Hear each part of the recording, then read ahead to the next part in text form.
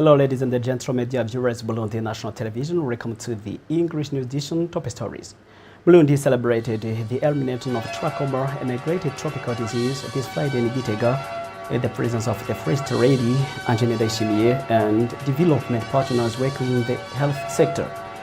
This day marks an important victory for the country, which becomes the eighth in Africa to eradicate this disease. And all the public prosecutors across the country are urged to continue processing the cases of prisoners who have completed their sentences and also to work according to the new law in order to release people from prison as soon as possible. But the general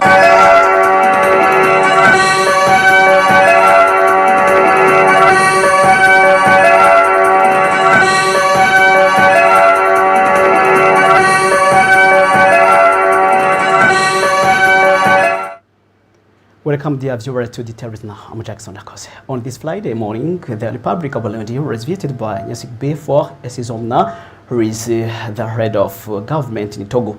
He is also a mediator for the African Union in the eastern region of the Democratic Republic of Congo.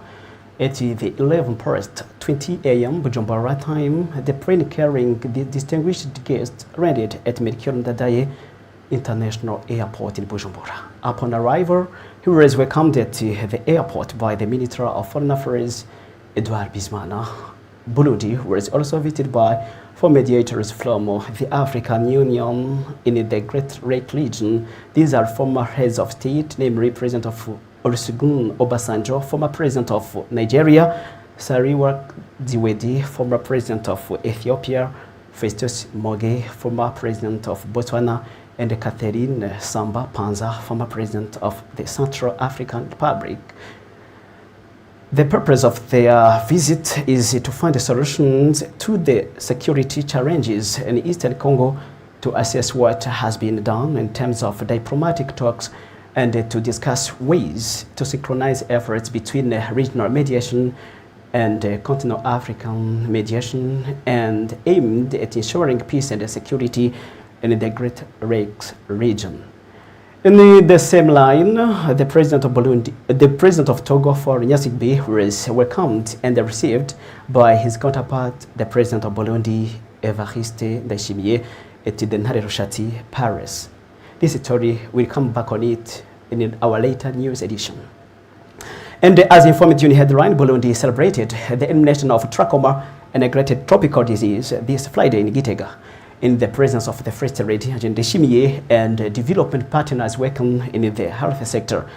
This day marks an important victory for the country, which becomes the eighth in Africa to eradicate this disease. During the ceremony, Burundians were urged to continue joining efforts in the fight against other neglected tropical diseases. RC Olokamkama reports. That ceremony paired to the celebration of the World Day Against Tropical Neglected Diseases took place at Kibimba in Gitega Community Province. It is Burundi First Lady Ndayishimiye who announced with her presence those ceremonies, and that day was marked by messages of congratulations to Burundi for that achievement. Here, partners to development have congratulated the Burundi government for that victory, insisting on the necessity to continue its effort in erasing other neglected tropical diseases. Burundi is an example for Africa, has declared the representative of CBM. Mission, I would like to express our sincere congratulations to the government of Burundi and particularly to the Presidency and the Ministry of Public Health on this successful validation by WHO of the elimination of trachoma. This is a significant achievement and one that reflects sustained leadership, technical rigor, long-term commitment at all levels of the health system. He said that they have to continue to work together. Those diseases has added the World Health Organization representative. Burundi then becomes the eighth country in Africa to have eliminated trachoma, the first in East Africa and one among 53 countries in the world to have eliminated at least one neglected tropical disease. The Minister of Public Health has expressed her satisfaction for that step made, thanking all those who have contributed to that fight. Radio Ramadana has underlined that victory is a result of actions done in synergy, mainly by sensitizing the population and mobilizing structures of health and mass treatment. People who have benefited from those initiatives of Burundi First Lady have given their testimonies showing the positive impact of that action via her foundation, Bonaction Mugiraneza. I was about to be blind. Now I'm safe, has declared the woman. I'm very thankful for her support, has added that old man. Burundi First Lady André Ndayishimiye, in her speech, has said that trachoma is not the only disease as a problem of public health. Hence, she launched a vibrant call to make effort so to safeguard that victory and to continue the fight against other neglected tropical diseases. Certificates of honor have been given to the government of Burundi by international organizations as a recognition for that big step that the country has just reached. On this Thursday night, the Burundian Senate unanimously adopted the bill amending the organic law on the mission, organization and the functioning of the National Police of Burundi. Regarding the issue of ethnic quotas within the police, the Minister of Interior, Public Security and Community Development, Leonidas Ndaruzaniye, stated that during recruitment, the ethnic quotas enshrined in the Constitution are respected. It's a story of our colleague Dieudonné Ndachaisaba from Gitega. The Minister of Home Affairs, Leonidas Ndaruzaniye, was sent by the government on the Thursday to present and defend in front of members of Senate a draft law amending the organic law governing the mission, organization, composition and the functioning of the Burundi National Police. In his explanatory statement, the minister explained that the revision aims to adapt the law to the new administrative reforms recently adopted, particularly those related to decentralization and bringing public administration closer to citizens. According to him, the main objective is to bring the police closer to the population. He specified that the major innovations included the abolition of regional general police stations, the decreasing of provincial police stations from 18 to 5, the communal police stations from 119 to 42. In addition, the zone will be provided with a police station. During the discussion, some members of Senate needed to get clarifications on whether ethnic balance within the police force is currently being respected following alleged cases of candidates who provide false information about their ethnic affiliation during recruitments. In response, Minister Leonidas Ndaruzaniye assured the registrators that ethnic quotas are fully respected within the national police, adding that anyone found guilty of making a false declarations is sanctioned in accordance with the law. After a long debate and analysis, the draft law was unanimously adopted by the members of Senate.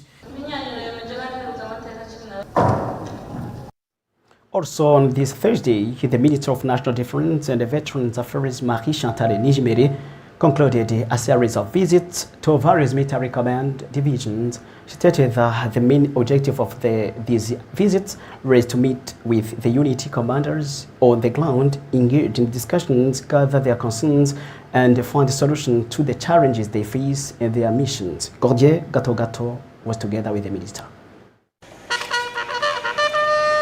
The Minister of National Defense and Veterans conducted visits to all military command divisions across the country with the aim of holding direct exchanges with responsibles of all units in order to assess the challenges. encountered in the field and jointly identify solutions to the concerns raised by members of the armed forces. According to Marie-Chantal Nijimbere, these visits made it possible to observe that in all 4 military command divisions, the armed forces carry out their missions in compliance with the laws and the regulations. She commended the dedication and professionalism of the troops while reiterating the message of the head of state delivered at the end of 2025, in which he expressed his gratitude for their commitment and sense of duty wherever they are deployed. The Minister of National Defense called on the military personnel to perform their duties in strict respect of professional ethics and moral values. She reassured Le deuxième message, them c'était un that the message de government leur will continue réitérer its encore une fois la efforts volonté du to gouvernement strengthen de les their appuyer operational et de les capacities renforcer dans leurs through capacités appropriate opérationnelles, techniques et training and financières the pour provision qu'ils savent of qu'ils sont adequate soutenus equipment. It par should le be gouvernement. noted that these visits began last year in the Military Command Division of Bujumbura Province and concluded in Buhumuza Province.